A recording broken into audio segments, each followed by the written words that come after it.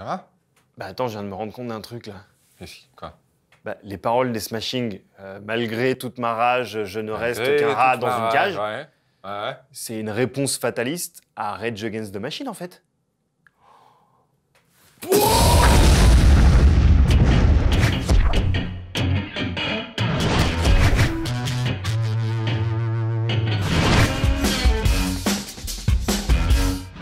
C'est officiel et personnellement, je me réjouis très fort car c'est un de mes groupes préférés. Les Smashing Pumpkins se reforment pour une tournée et peut-être même un album et ça se fête. Mais si vous ne voyez absolument pas de qui Joe est en train de parler, ça arrive souvent, on vous a quand même sélectionné 3 morceaux pour bien cerner ce groupe de rock majeur des années 90.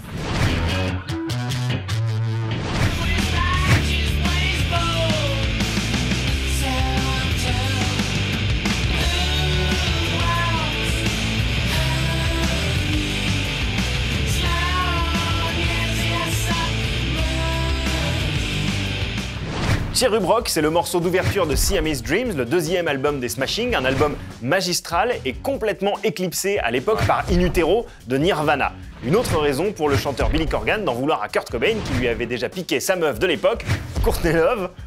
C'est pas un bon choix. Alors avec le recul, on peut pourtant penser que Siamese Dream est un disque plus digeste, plus dense et mieux écrit que l'ultime album de Nirvana.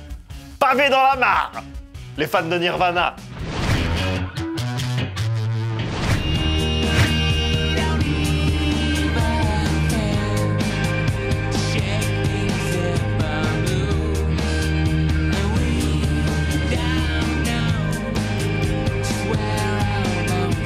La ballade Min-Tempo 1979 est probablement l'une des plus belles chansons sur l'adolescence, douce amère et sincère dans ses paroles. Et un tube surprise lors de sa sortie, coincé entre les 2 autres singles bulldozer de l'album Melancholy and the Infinite Sadness, Tonight Tonight et évidemment Bullet with Butterfly Wings qui faisaient les beaux jours des radios rock de l'époque.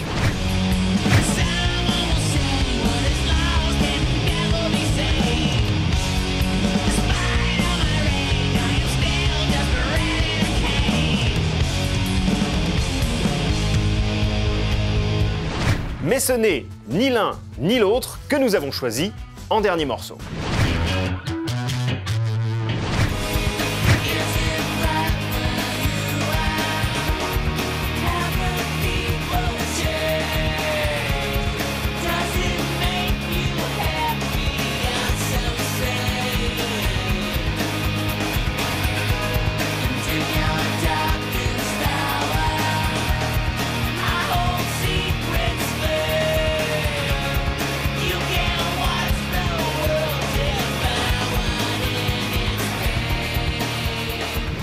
Avec The End is the Beginning, Is the End, ouh, ça tourne, les Smashing Pumpkins réussissent 2 exploits.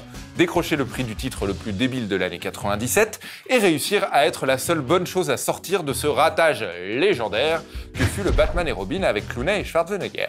Un morceau qui aurait mérité sa place dans un album et qui marque parfaitement la transition entre le Smashing Pumpkins du début des années 90 et les Pumpkins seconde période, celle du magnifique album Adore. Mais tout ça, on vous laisse le découvrir, vous avez déjà largement de quoi vous y mettre. Et ils feront quoi les Smashing Pumpkins quand ils seront morts?